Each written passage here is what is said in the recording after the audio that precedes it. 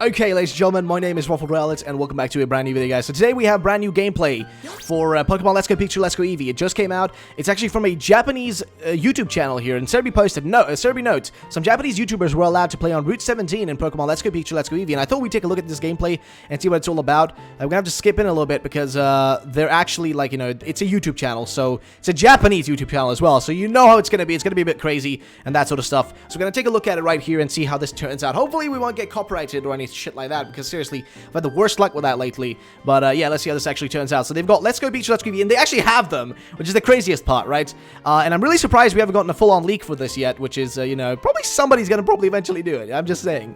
But there you go, they're playing in the co-op mode, and they're actually on Route 17 as far as I understood. Yeah, the Route 17, so you can see the, just one of those camper kids up there, Pokeball right there as well. I do like the kind of, I like that, like, there is this motion in, like, the air is moving, the wind and whatnot, like, I guess the moving of the wind, is, it sounds stupid the way I'm saying it, but, like, the wind in the freaking, environment here, as you can see it, like, you can see the ground, like, the wind is actually showing up, which I think looks really cool. I've always wanted more, like, effects in the world and stuff. Like, now, again, I still have an issue with the graphics in this game in terms of, like, them reusing assets. That, for me, is, like, really, you couldn't, you know, it's so few Pokemon, you could have made a unique, you know, specific assets for them, but they did actually end up making apparently brand new textures, but they seem to use the same models from previous Pokemon games, which is really weird, and I don't know how that even, like, works out for them in their favor, but hey, it is what it is. Though overall the game, like, it looks fine to me. It could be better, but it's fine to me. I actually like the graphics in general, but I think still they could be even done better and better. But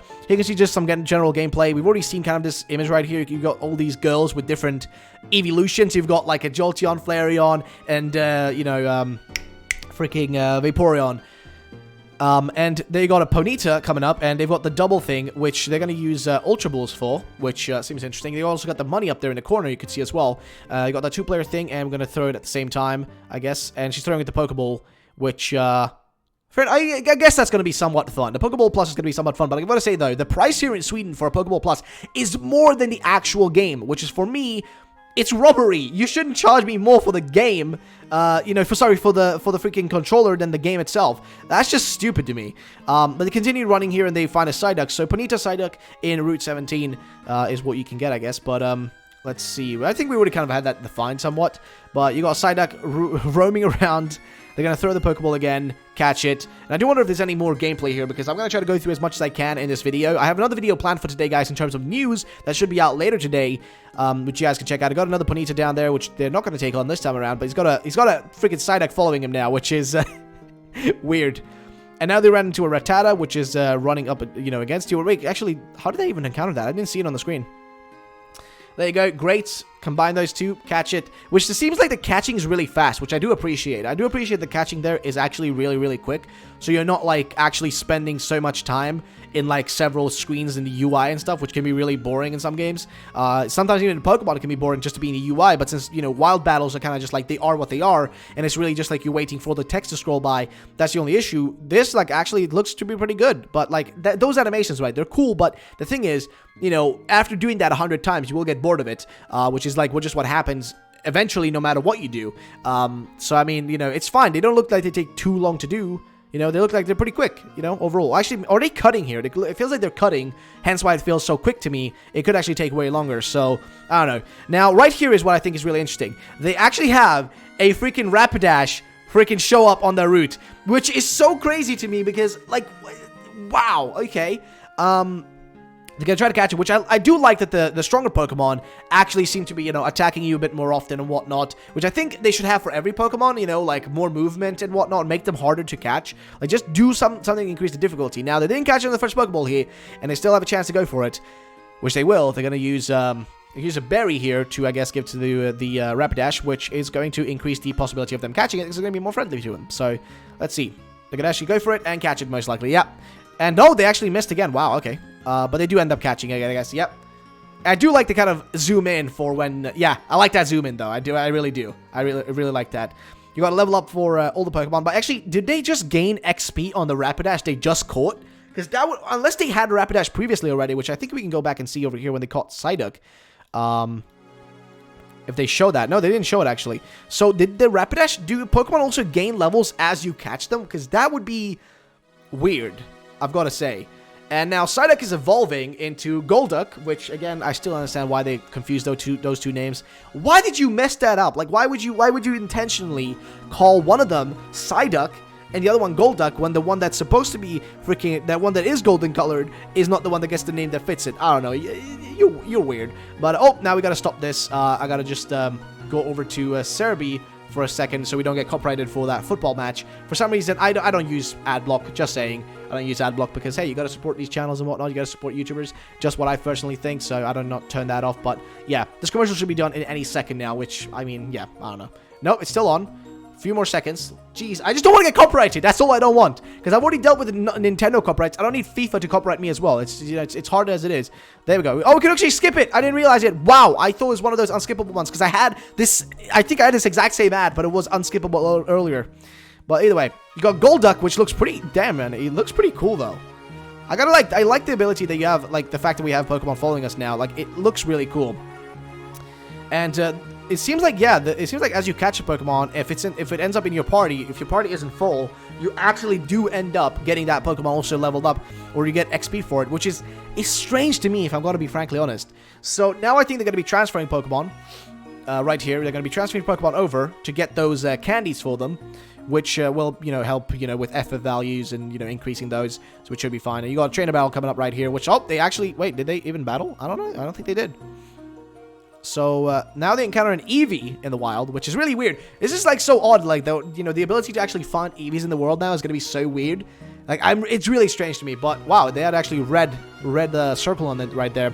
So I do wonder if, like, there's any difference in how you catch it. Like, will it increase the CP on it? Will it actually change on its CP? And that sort of stuff. Like, that's what I'm curious about. Will it have any effect on the actual Pokemon itself when you catch it, you know, better? Like in a critical catch, or, you know, maybe like, you know, ultra catch, or whatever it may be called. I don't know. I'm just spitballing different names.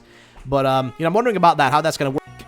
And if it's going to be any different. Oh, sorry about that. Door just opened. Somebody came in. But, yeah, just want to see how that actually turns out, how it looks like. There you go. Got, you know, just catching. Nothing crazy. So, yeah, it's just simple gameplay of them catching a bunch. So, this is why my worry is. I know I was actually on Cerebi. I was, like, I wasn't talking directly to Cerebi. I mean, I guess I was, but like his girlfriend was streaming, or wife was streaming on Twitch, and I was in the chat, and you know, he was okay with taking questions, and I was asking questions like, you know, was it fun? You know, was it fun to catch Pokemon? And do you think you'll get boring after a while, or like do you think it'll get tedious? He was like, it was fun catching them, but like, you know, like, you know, your arm gets tired because, like, hey, you're gonna be, you know, throwing like this 24/7, you know, trying to catch Pokemon, so that could be really tiresome after a while. And I could see this, like, this kind of like catching mechanic getting a little bit tiresome after like a decent chunk of time. And here you can actually see the screen where you can pet the Pokemon, and I guess that would increase the friendship somewhat, I guess. I don't know, maybe I'm wrong. And look at, like, that is really weird. Like, he's actually shaking it with his little hand, like with his hand right there. YouTuber, he's actually like shaking it really weirdly. I don't know, it's so weird, man. It's so awkward. I don't know why, but like, it is what it is. So now this is interesting. Okay, it actually dodges by jumping, which I do like, and he is not throwing really well, man. I'm sorry, dude, but they threw way better than you, man. Holy crap, you're being unlucky. Wow, that is unfortunate as all shit. So yeah, he's missing, and no. Can he throw? Can this man throw? He can't throw. Oh boy, he is wasting Ultra Balls like there was no tomorrow, man. Holy crap. There you go. Finally got it. It was actually, oh, it was a critical catch, I guess. Well, that's pretty good. And I'm not seeing really, oh, come on, man. And this one I can skip at least, so let's just watch this as well. Hey, at least we're giving some Japanese YouTubers more money. That's all fine. But it seems like I was just thinking about one thing, and it kind of went away from my head, and that is apparently according to Cerebi, the Pokemon that you catch when you're in the catching screen, they won't be any, like, you know how they said that there's gonna be like red and blue auras around Pokemon. Well, those auras will only come up when I think you use a specific thing, like I guess a lure or something. Those something you'll have to use an item to make those auras appear, and it's like, you know, if it's a blue aura, I guess it's a bigger Pokemon or small. I'm not sure, vice versa, either way.